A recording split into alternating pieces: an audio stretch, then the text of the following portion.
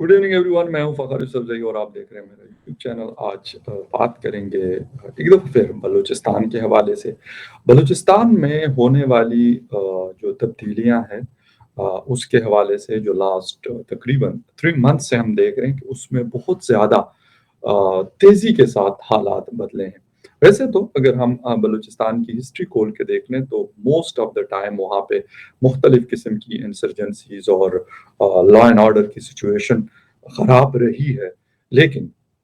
जब से 2022 स्टार्ट हुआ है तो एक बड़ा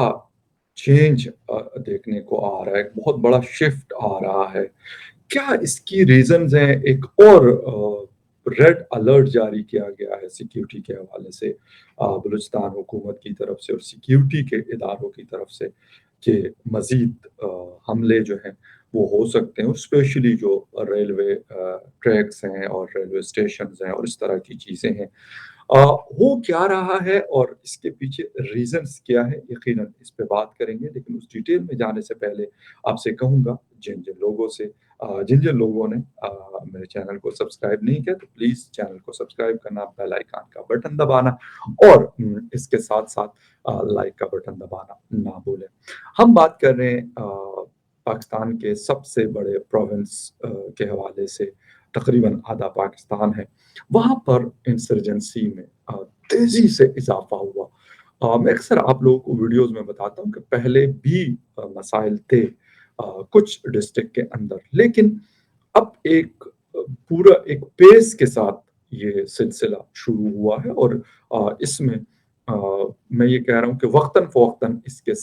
इसमें तेज़ी आ रही है। बलूचिस्तान के हालात भी इस पे असरअंदाज हैं, ये भी एक बहुत बड़ा रीज़न है। लेकिन जो अंदर लोग हैं, जो हुकूमत जो या स्टेट के खिलाफ लड़ने वाले लोग हैं, जिसमें मुख्तलिफ़ किस्म की ऑर्गनाइज़ेशंस हैं,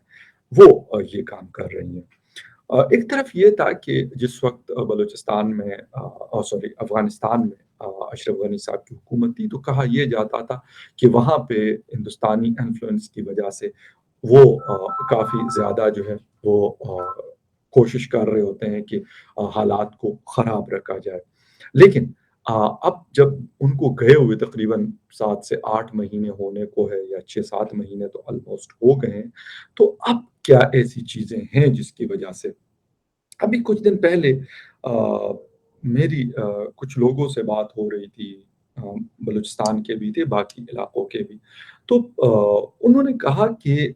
इस वक़्त जो वेपन यूज़ हो रहा है, वो बिल्कुल लेटेस्ट किस्म का वेपन है। बल्कि एक सिक्योरिटी पर्सन, एक सिक्योरिटी ऑफ़िसर था, उससे बात हो रही थी। वैसे मतलब जिसे कहते हैं कि इन्फॉर्मल सी डिस्कशन थी। तो उसने कहा कि यार अभी उनके पास एक बड़ा लेटेस्ट किस्म का वेपन पहले मतलब 2 उनके पास चीज़ें होती थी। AK-47 यूज़ होता था और सेकंडली जो है वो LMG या रॉकेट लॉन्चर जिसको कहा जाता है उसका इस्तेमाल था। अब उनके हाथों में जो गन्स हैं वो लेटेस्ट जो अमेरिकन नाटो अ, फोर्सेस छोड़ के गई है वेपन्स अफ़गानिस्तान के अंदर। तो उसका इस्तेमाल देखने को मिल रहा है और जो 2-3 बड़े अटैक्स हुए मतलब आर्मी के इंस्टॉलेशन, एफसी के इंस्टॉलेशंस उसके ऊपर, तो उसके बाद जब वेपन अ, मतलब मिला उन लोगों से जिनको मारा गया, तो वो वही वाली चीज़ें थी जो हमें अफ़गानिस्तान में नज़र आती रही हैं या नाटो फ़ोर्सेस यूज़ करती रही है। तो एक तो ये भी एक बड़ा रीज़न है कि उनके पास जो रिसोर्सेज़ हैं, वो ज़्यादा बढ़ गए हैं। क्योंकि इस तरह की जो गुरिल्ला वार है, आप यकीनन उसके लिए आपके पास पैसा तो नो डाउट अबाउट दैट कि बहुत एक इम्पोर्टेंट फैक्टर है। लेकिन उसके साथ-साथ फिर आपको इस तरह का वेपन की अवेलेबिलिटी जो है, वो भी बहुत ज़्यादा अहमियत रखती है। अगर आपके पास वो नहीं है, तो आप अटैक जो है वो नहीं कर सकते और कोई पत्थर या गोले इस्तेमाल तो होता नहीं है आजकल लेटेस्ट। तो मुझे एक मतलब सिक्योरिटी पर्सनल ने कहा कि यार इस वक़्त वो कहते हैं कि हमें लगता है कि हमसे बेहतर किस्म का वो असलहा यूज़ कर रहे हैं। तो ये तो एक रीज़न हुआ। फिर اس کے بعد آ، ابھی جس طریقے سے آ، بلوچستان کے لوگوں کے گلے شکوے ہیں، مسنگ پرسنس کا کیس ہے، آ، جو اور کچھ مسائل ایسے ہیں جو وہ کافی عرصے سے ڈیمانڈ کر رہے ہیں، لیکن اس پہ سچ کوئی کام نہیں ہوا، بلکہ مسنگ پرسن کے حوالے سے بھی کہا جاتا ہے کہ شاید 20% آلموسٹ لوگ جو ہیں، جو رپورٹس آ رہی ہیں اس کے مطابق وہ ریلیز ہوئے ہیں، باقی ابھی بھی کہاں ہیں یہ کسی کو پتہ نہیں۔ ابھی حفیظ بلوچ کا کیس ابھی بھی ہمارے بلوچ بھائی جو ہیں اسٹوڈنٹس، وہ نیشنل پریس کلب اسلام آباد میں بیٹھے ہوئے ہیں اور وہ پروٹیسٹ کر رہے ہیں، کافی دن ہو گئے ان کو کہ یہ جو فزکس پڑھانے والے تھے حفیظ بلوچ صاحب، ان کو اٹھایا گیا ہے، اور ان کے فادر بھی جب میں گیا تھا کچھ دن پہلے اسلام آباد میں تھا، تو ان کے فادر بھی مجھے وہ لوگ بتا رہے تھے کہ ان کے فادر جو ہیں وہ ایک دن پہلے آئے تھے، میری ان سے بھی بات ہوئی۔ ایمان ان کے ساتھ، ایمان مزاری، نو ڈاؤٹ، مطلب آئی ریئلی اپریشیٹ ہر کہ وہ ان کے ساتھ ہے اور ہم سب ان کے ساتھ ہیں۔ مطلب ایمان تو خیر میں کہتا ہوں کہ وہ تو صبح آتی ہے اور شام یا رات تک وہاں پہ اس کیمپ کا حصہ ہوتی ہے، بہت بڑی بات ہے۔ سوشل میڈیا پہ بھی آ، میں بھی سالیڈیرٹی کے لیے جاتا ہوں۔ اس دن بھی جب میں گیا تھا تو میں نے ان سے کہا کہ یار آپ لوگوں کے لیے کیا چیز کھانا بھجوانا ہے، پانی یا کوئی اور چیز، تو مطلب کافی دفعہ میں نے ان سے کہا کہ اس سے ہٹ کر کہ آپ لوگوں کی کیا ڈیمانڈز ہے وہ کیا ہے، لیکن میں نے کہا جو آپ بلوچوں کی ہمارے پشتونوں کی روایات ہیں تو وہ ایسی ہے کہ آپ بلوچستان ہے، میں نے کہا ہم بھی خیبر پختونخوا سے ہیں لیکن پھر بھی اسلام آباد میں آپ ہمارے مہمان ہیں، یہ آپ کا اپنا شہر ہے، جس طرح ہم ہیں خیبر پختونخوا سے ہیں بلوچ، لیکن پھر بھی آپ کیونکہ پڑھ رہے ہیں یہاں پر زیادہ تر گھر آپ لوگوں کے بلوچستان میں ہیں، تو ان کو میں نے تو انہوں نے خیر مطلب کہا کہ جیسے بھی کوئی چیز کی ہوگی تو آپ کو بتائیں گے، نمبر شمبر میں نے دے دیا کہ یار کچھ بھی ہو تو آپ مجھے رات کو دن کو بالکل بتا سکتے ہیں، مطلب جو بھی چیز ایسی ہو میں اس کے لیے ہوں۔ ایک تو یہ بہت بڑا ریزن ہے۔ پھر لوگ کہتے ہیں کہ یار ہندوستان ہندوستان ہندوستان، آ، میں یہ انکار بھی نہیں کرتا، اور کیونکہ آ، مختلف ایلیگیشنز لگتی ہیں، سچی بات ہے، ہو سکتا ہے کہ ہندوستان کا کوئی رول ہوتا ہوگا بلوچستان کے اندر، لیکن جو اس وقت یا پھر اگر ہم تھوڑا سا کچھ عرصے سے دیکھیں تو فیل یہ ہو رہا ہوتا ہے کہ یار ایک جسے کہتے ہیں کہ ایک انسانی دماغ سوچتا ہے، دیکھتا ہے کہ یار مطلب اتنا دور ہو کہ ٹھیک ہے مختلف طریقہ کار یوز ہوتے ہیں، لیکن ایران کیوں کے بارڈر پہ ہے، افغانستان کیوں کے بارڈر پہ ہے، تو ایران کا رول بھی ہم اس کو بھی نل اینڈ وائڈ نہیں کر سکتے۔ پھر عرب کنٹریز کے حوالے سے بھی باتیں ہوتی ہیں، یہ الگ بات ہے کہ ہم کھل کے ان کا نام نہیں لے سکتے یا نہیں لیتے، ہماری حکومتوں کی اپنی مجبوریاں ہیں، اور تو شاید یہ بھی ایک ریزن ہے کہ ہندوستان ایک آسان وہ ہو جاتا ہے، کیونکہ وہ ہم کہتے ہیں کہ یار دشمن نمبر 1 ہے، تو وہ کام آسان ہو جاتا ہے کہ یار ٹھیک ہے وہ کر رہے ہوں گے۔ میں یہ نہیں کہتا کہ پراکسیز نہیں ہوتی، میں بالکل اس سے انکاری نہیں ہوں، لیکن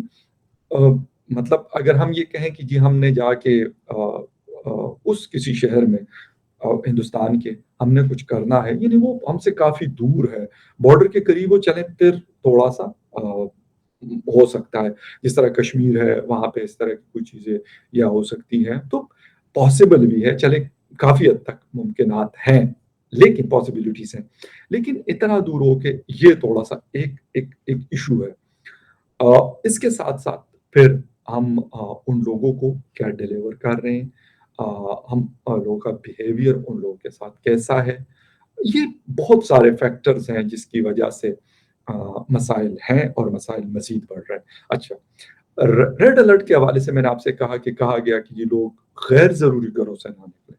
اب مسئلہ یہ ہے، ایک اسٹوڈنٹ ہے، اس نے اسکول جانا ہے، اس نے یونیورسٹی جانا ہے، اس نے کالج جانا ہے، کوئی جاب کرنے والے ہیں انہوں نے اپنے آفس جانا ہے، کوئی کاروبار والے ہیں انہوں نے کاروبار سے نکلنا ہے، خواتین ہیں انہوں نے مارکیٹ، لازمی بات ہے سبزی یا کچھ اور لینا ہے یا جو بھی ہے، مطلب یہ ہم نہیں کہہ سکتے کہ یار آپ کی ضرورت نہیں ہوتی۔ آپ ہر چیز گھر میں لا کے رکھ دیں گے اور دروازے بند کر کے بیٹھ جائیں گے، یہ ممکن نہیں ہے۔